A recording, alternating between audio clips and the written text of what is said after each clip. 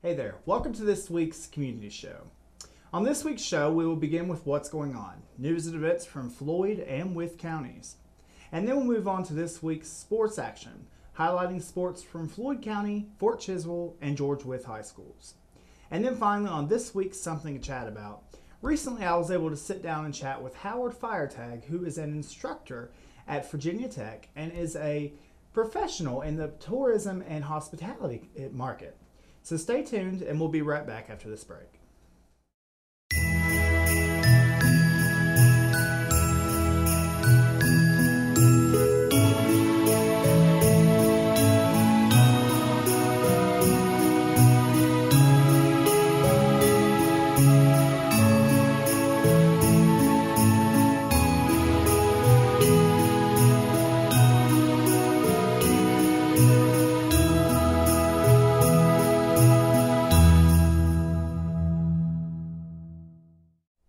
And now for this week's What's Going On. We will begin by discussing Wytheville news, sponsored by the Wytheville Enterprise. When Dr. John and Catherine Haller came to Wytheville from Pennsylvania in the early 1800s, they brought along their German Christmas traditions. The couple's former home, the Haller-Giboney Rock House Museum, is reflecting the German heritage of the Haller family and other Wythe County families this Christmas. Visitors can experience Christmas in the 1800s with the holiday decor and music when tours of the Haller-Giboney Rock House Museum begin December 3rd. Museum hours are from 10 a.m. until 4 p.m. Tuesday through Friday, and Saturdays from noon until 4 p.m. Admission is $4 per person. The Christmas tree in the dining room of the museum is decorated with authentic handmade German ornaments on loan from Jimmy Spraker of Wytheville. Stringed paper toys similar to marionettes are displayed too. The German Christmas tradition puts its depicted on hallway tables at the museum. It consists of decorative miniature buildings, people, and animals, and an elaborated nativity scene.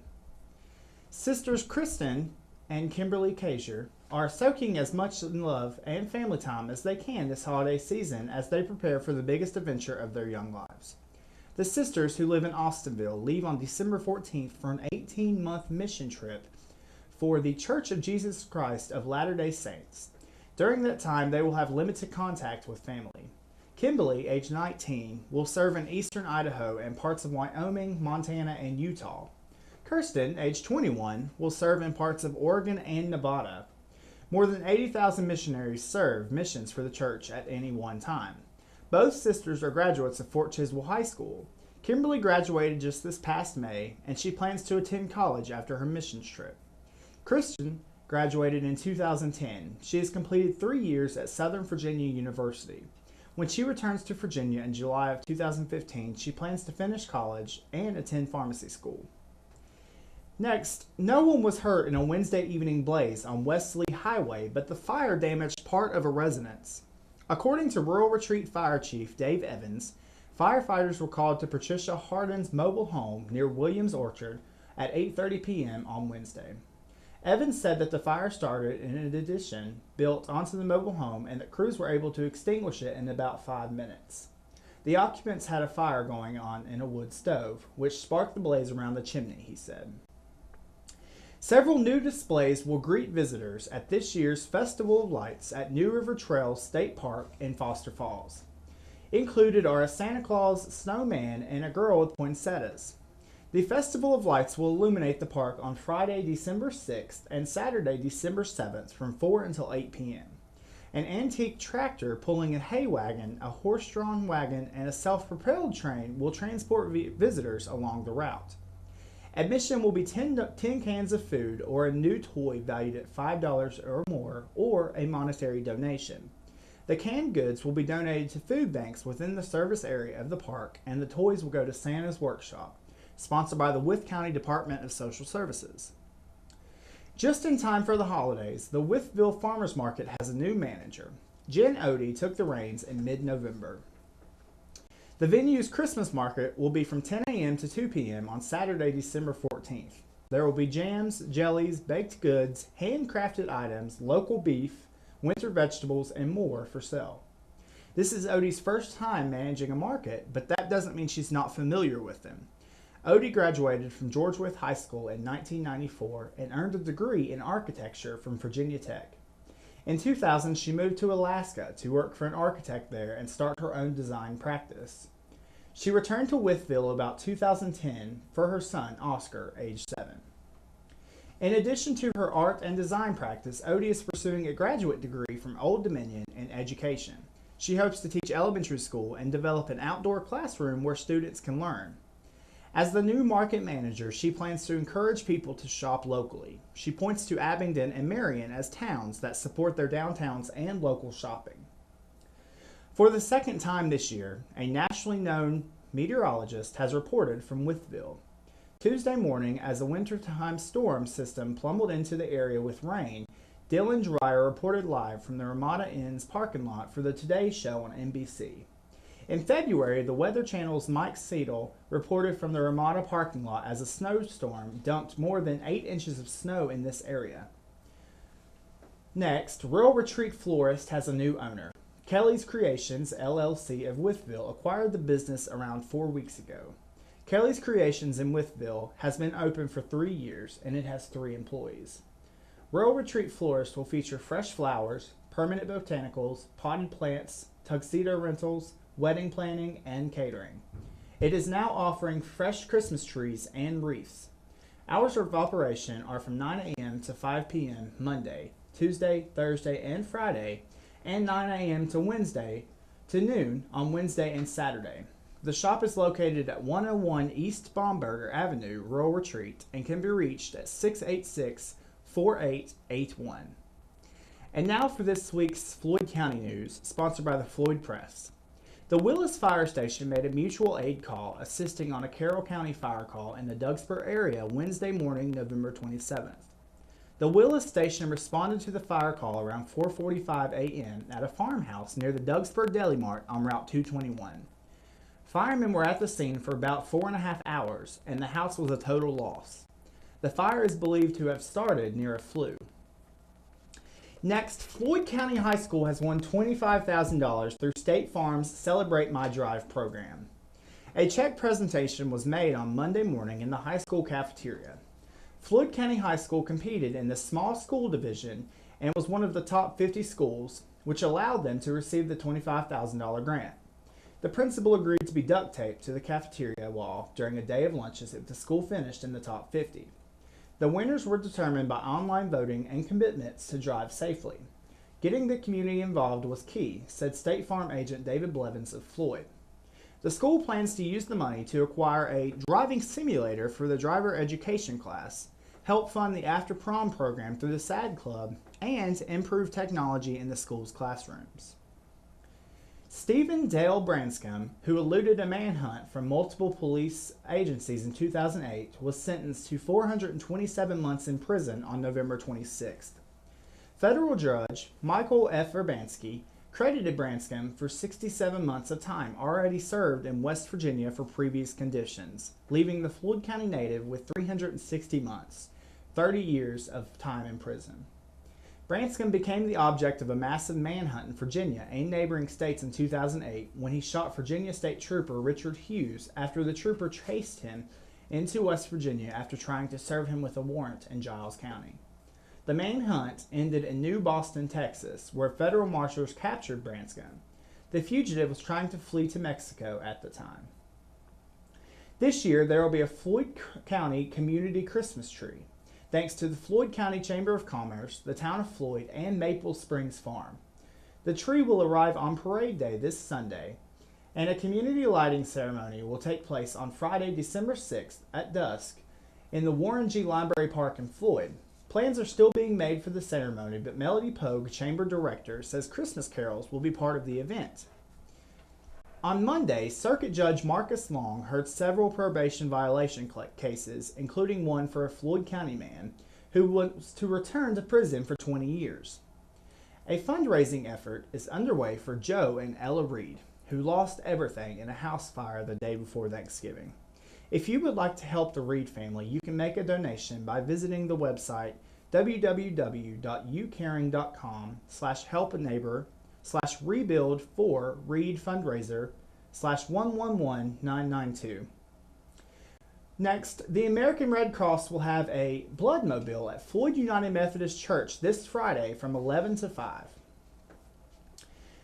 Ed Walker, Hayden Palenzo Hensley, and Mike Burton will speak at Sustain Floyd's Dying for a Cause Sunday at 6 p.m. at the Floyd Country Store. The event will also feature a supper of locally made gourmet soups, pasta, bread, cheese, and more in support of Sustain Floyd's programs. Tickets are $15 for the general public. And finally, Hotel Floyd will resume their Thursday night concert series beginning May 1st of 2014 and will run until October 30th of 2014. The concerts are held at 6 to 8 p.m. and the series is held at the Hotel Floyd's Outdoor Amphitheater. And that is all for this week's What's Going On. Gardner Funeral Home has been a family-owned and operated business since 1979.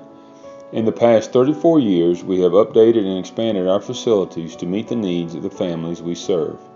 We offer many arrangement options to help you create a funeral or memorial service that honors the memory of your loved one. This is Bobby Gardner, and I consider it a privilege to serve the people of Floyd County.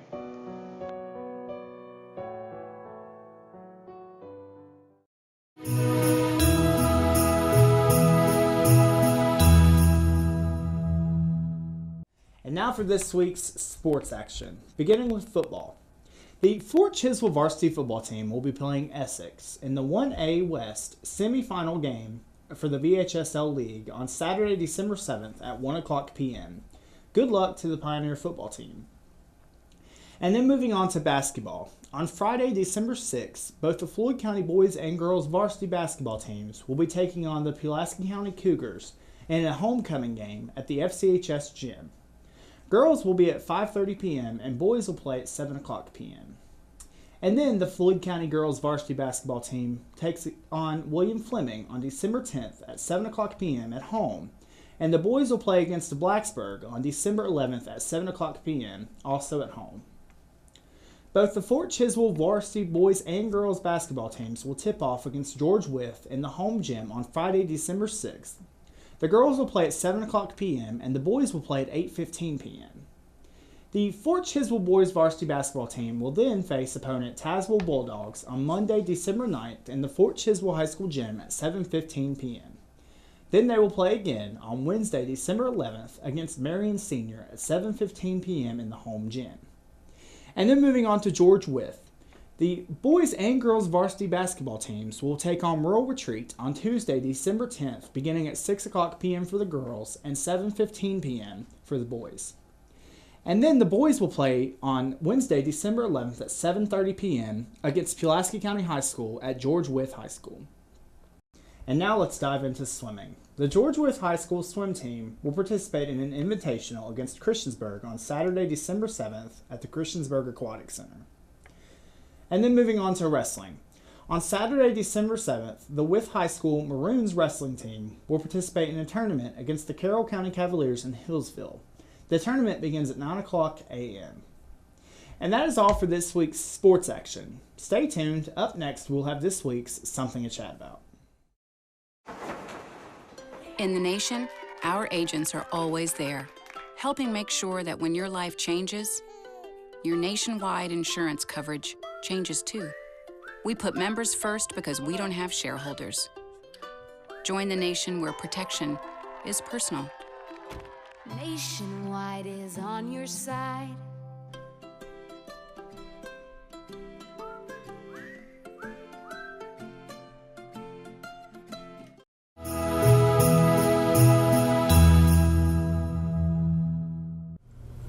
Hey there, welcome to this week's Something to Chat About. Today we're chatting with Howard Firetag here at the Inn at Virginia Tech, and Howard is an instructor in the Hospitality and Tourism Department here at Virginia Tech. So it's great to have you today, Howard. Thank you.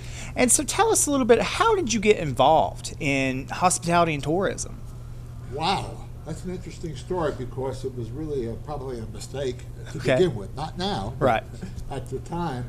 And it was an accident. Okay. I was in Charlotte, North Carolina, working in another industry. Okay. And I was pretty active in the community with Chamber of Commerce and civic work. Right. And my company wanted to move me to New York and make me manager of the New York branch of the company where I was Okay. working. And I said, okay, why not? I've been with them 8 years or so, and decided, okay, New York was a good move. I'll make it. So what happened at the time? I happened to be president of the Junior Chamber of Commerce, the JC. Okay. And an announcement came out in the Charlotte paper that I was leaving town to go to New York, and I was giving up the JCs. Okay. Giving up Charlotte. Right. Anyway, as soon as that happened, I got a phone call from one of the civic leaders who happened to be publisher of the newspaper. Right. He was chairman of whatever committee with the Chamber of Commerce. I think he was president at the time. And he said, hey, we don't want you to leave. You got to stay here. We'll get you a job here. So I got invited to a lunch at the Civic Club with about a half a dozen civic leaders and presidents of the different companies from around.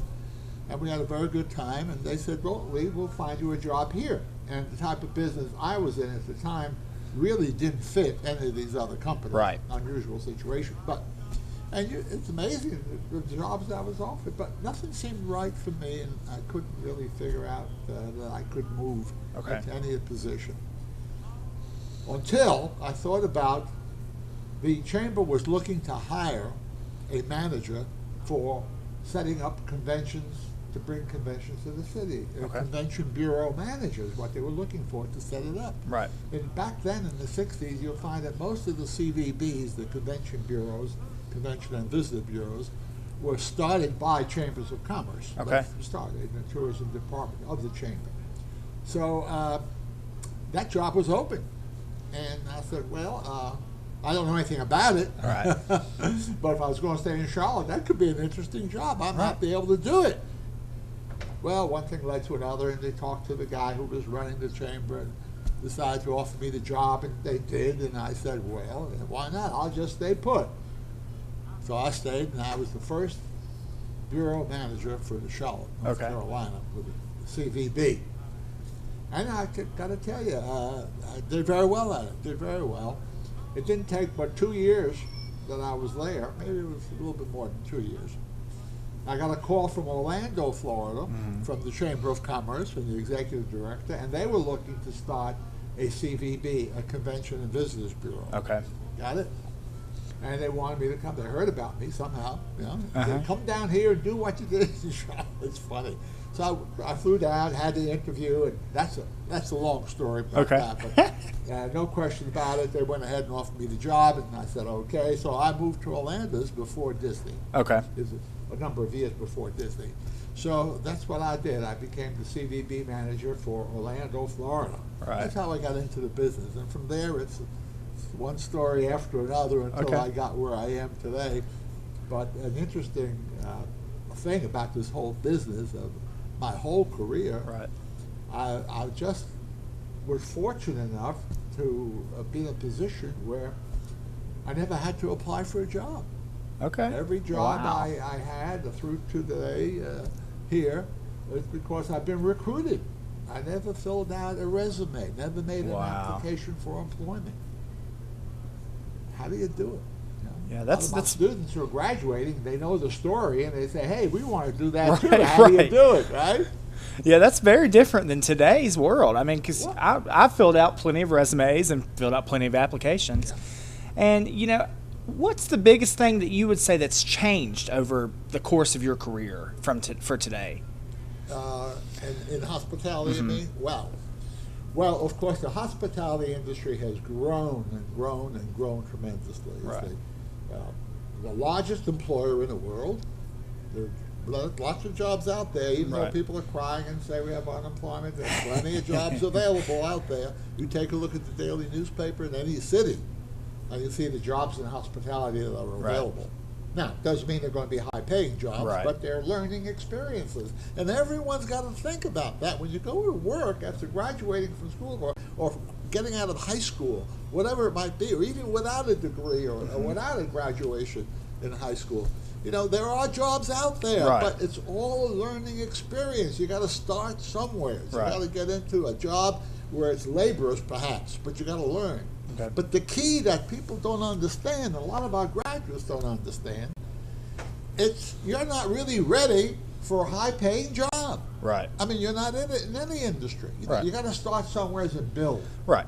And the way you build is doing the best job that you've ever done in your whole lifetime. Whatever it is you're doing, you've got to do it and be great at it. Right. Of course, you got to get recognition. If you ever want to be promoted and make more money or get another job, you got to get well known to do a great job. Not just a good job, but just do your job. It's got to be great. Right. And you got to have a lot of visibility. Your boss has to know that you're doing what you're doing, how good you are.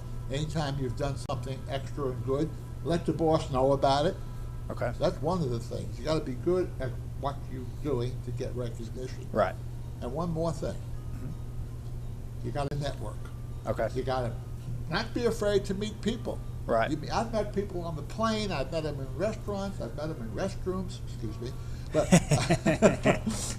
the idea is be friendly and talk to people. Walking down the street here in Blacksburg is the friendliest town I've ever been in. I think of all the places where I've worked. Everybody talks to each other. That's wonderful, and it's great. And that's what students want to say hello as you go by. I say hello to everybody. They say hello to me. It's really that friendly. That's all part of networking. Right.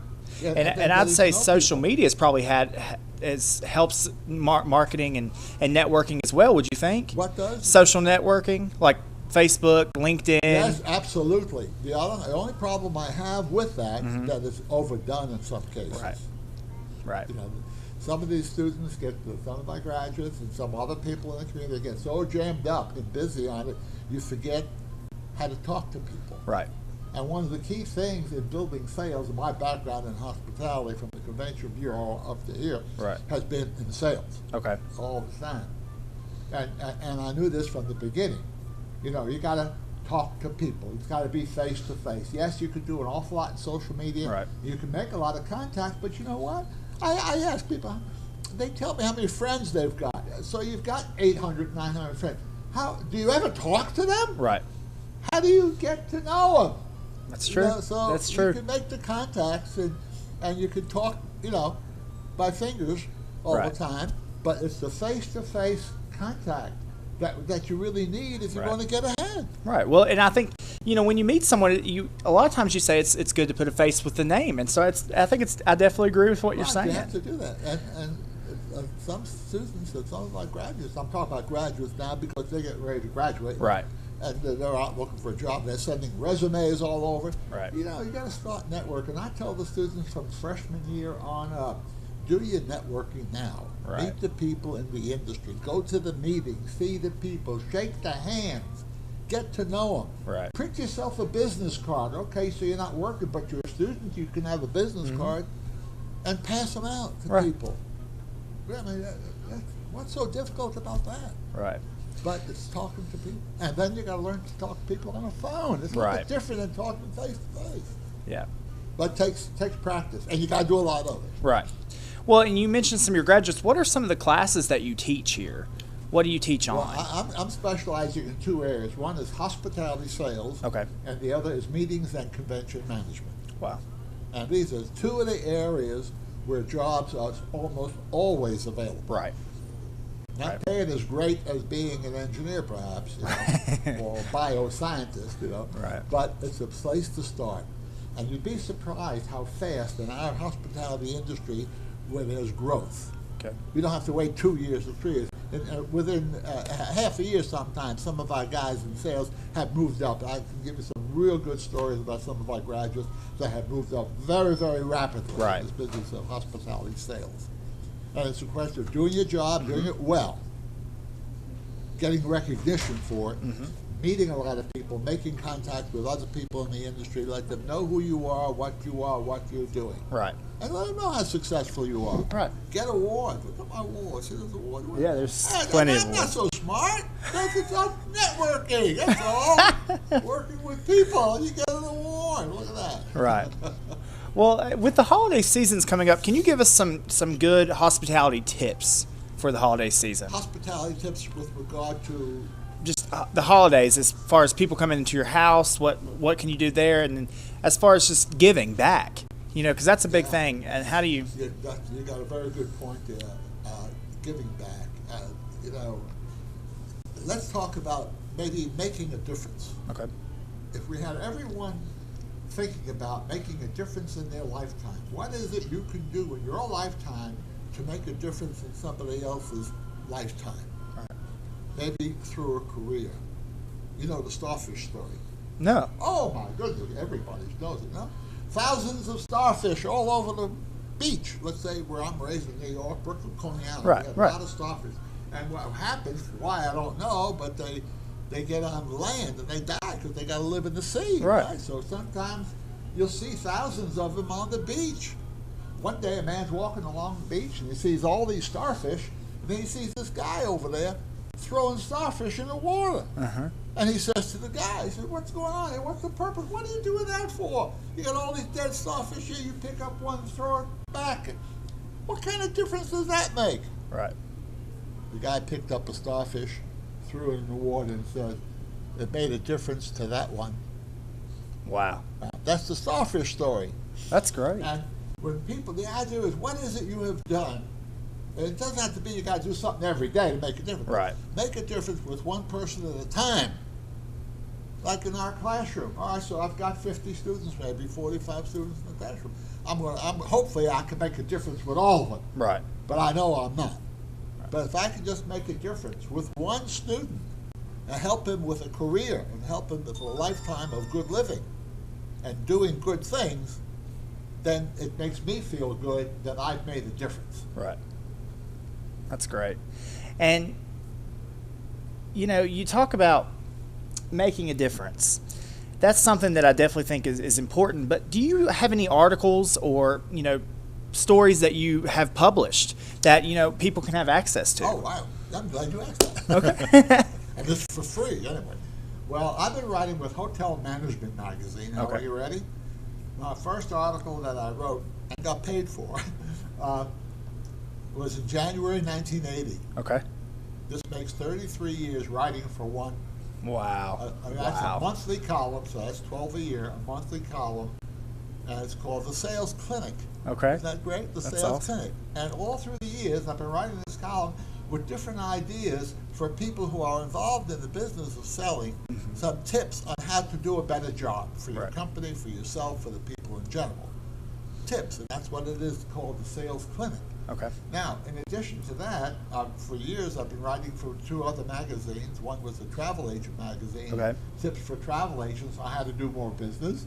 I've written for them for about 10 years.